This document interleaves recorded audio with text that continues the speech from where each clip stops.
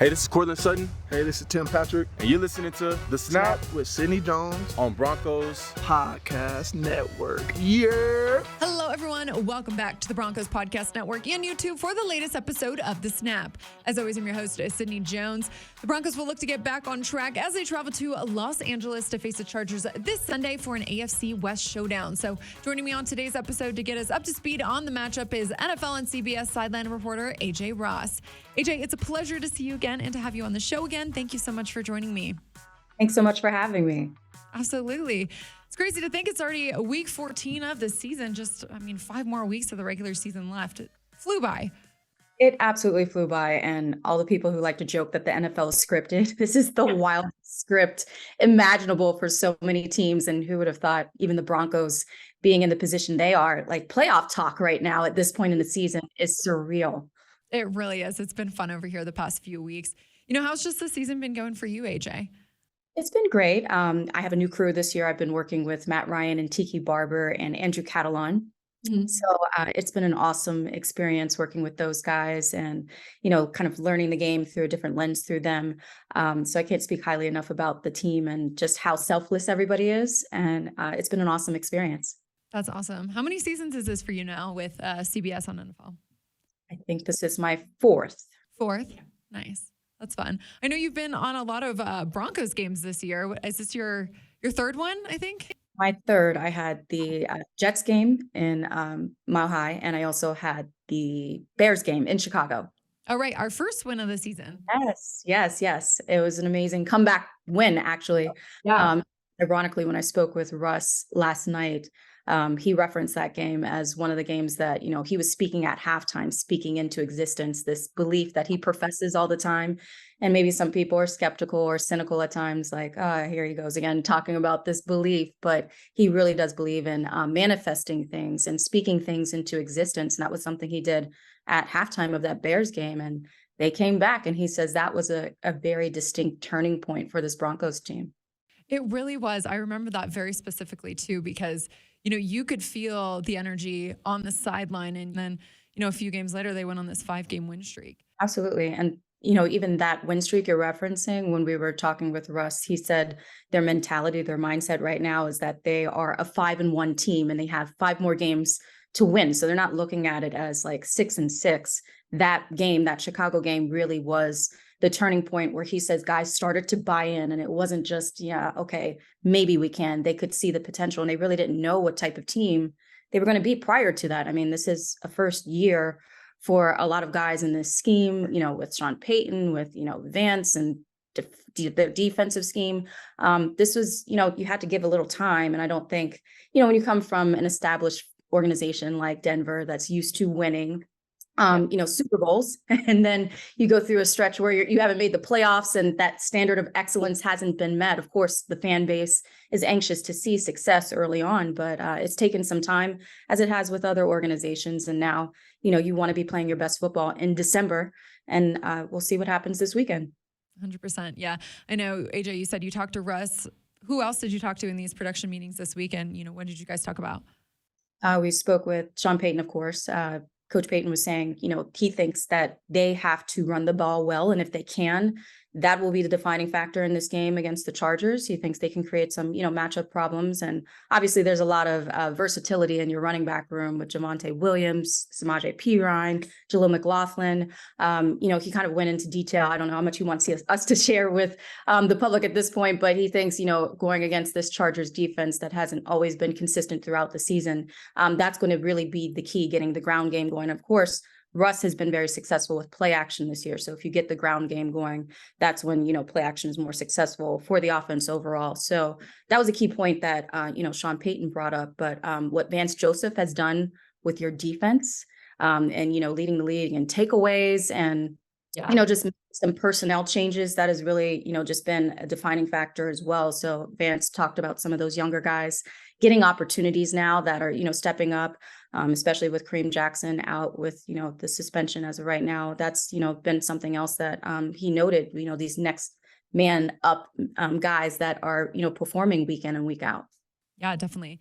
AJ, going off of that, the Chargers are allowing over 260 passing yards per game, which I know is the second highest total in the league. So you mentioned the run game, but looking at this Broncos receiving core, I know Courtland Sutton, he's had a touchdown in every single road game so far this season for the Broncos. So what are your expectations kind of for that grouping? Yeah, absolutely. Courtland Sutton, I believe it's a career high 9 touchdown receptions this year. He's playing unbelievable. And, Russ also spoke to the connection there. And something else he noted was the way they practiced this week. He specifically said that on Wednesday and Thursday, those were the best practices of the entire season. So does that always translate on Sundays? Who knows? But he specifically referenced Cortland and Jerry Jeudy having the best practices of the year. So I think it's something to be said as far as the chemistry that you can see has been built, especially these last 6 weeks between Russ and Cortland and Jerry. So yeah, there's definitely some, I think, mismatches that can be exploited there with that Chargers secondary that's, again, just not always been consistent. Right. I know there was some miscommunication on offense in Houston last week, so they'll try and kind of hone in on that and fix that this weekend. AJ, I know this Chargers offense is also looking to get back on track this weekend. They only put up 6 points versus the Patriots last week, totaled, I think it was just under 30 rushing yards too. So what's kind of been the talk in LA over there, kind of surrounding some of those inconsistencies on offense? Yeah, you mentioned just even the run game, especially Austin Eckler hasn't necessarily looked like himself. He's, had an ankle injury that he's been powering through this season.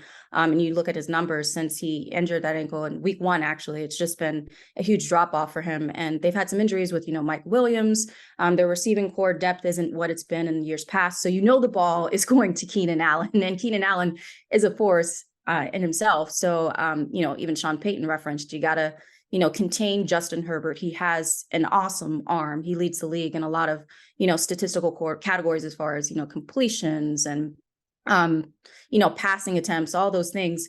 But between Herbert containing him in the pocket and limiting Keenan Allen, who Pat Surtain will likely follow at different points, but because they move him around so much, it's going to be, an all-out effort with the Broncos defense, keying in on Keenan Allen mostly and limiting Austin Eckler. Those are the 2 main guys that you got to worry about. For sure. Yeah, I feel like the matchup to watch this weekend is definitely going to be Keenan Allen versus Pat Surtain, or maybe, this Broncos running game versus Khalil Mack. It's kind of a toss-up between those two because Khalil Mack, leads the league in sacks right now, too. He's been a force to be reckoned with this year.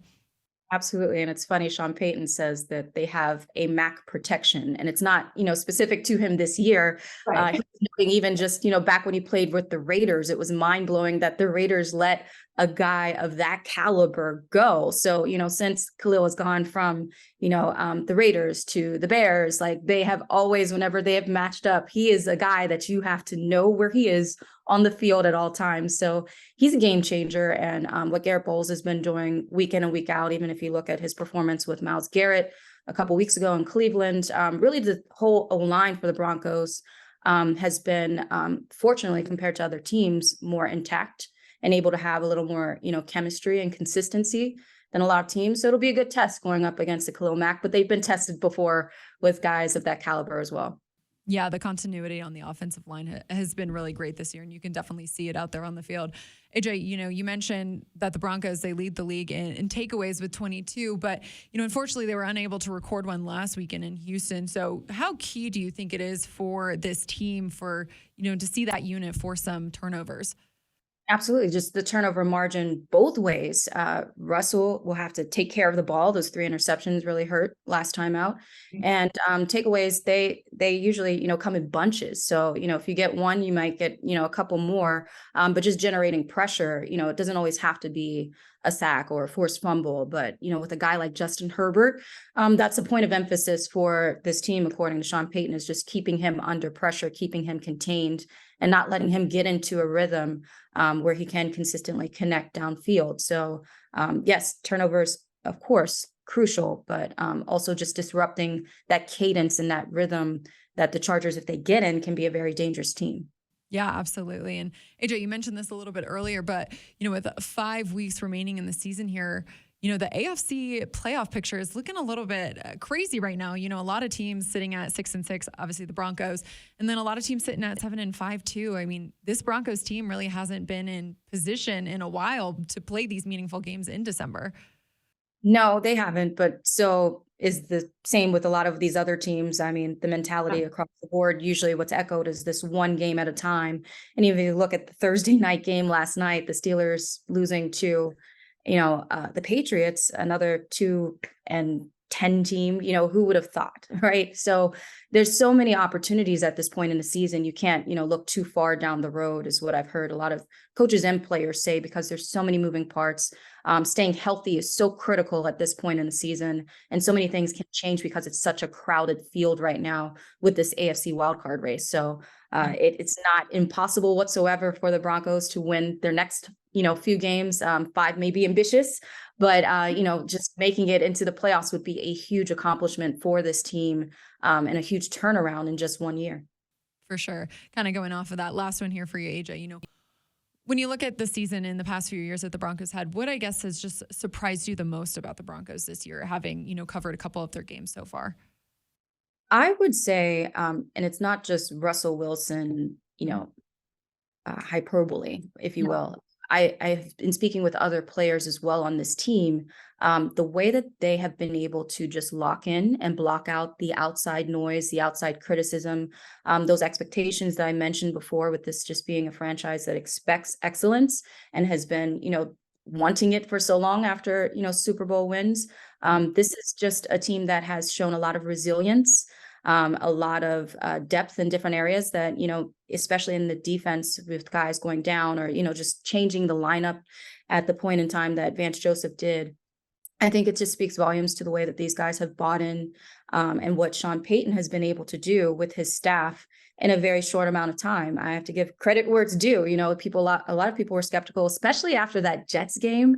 It was looking pretty bleak. So to go from 1-5, and like I said, now their mentality is 5-1, and just win these next 5 is really remarkable. Yeah, it really is. AJ, I can't thank you enough for joining the show today. Appreciate all your insight. Thank you so much. Yeah, I look forward to seeing you in LA this weekend too. Absolutely. Great weather for us both. That's going to do it for this week's episode of The Snap. Broncos Country, thanks so much for tuning in. And thank you again to our guest, AJ Ross, for joining the show. I'll meet you right back here on the Broncos Podcast Network and YouTube on Monday following the game. See you all then.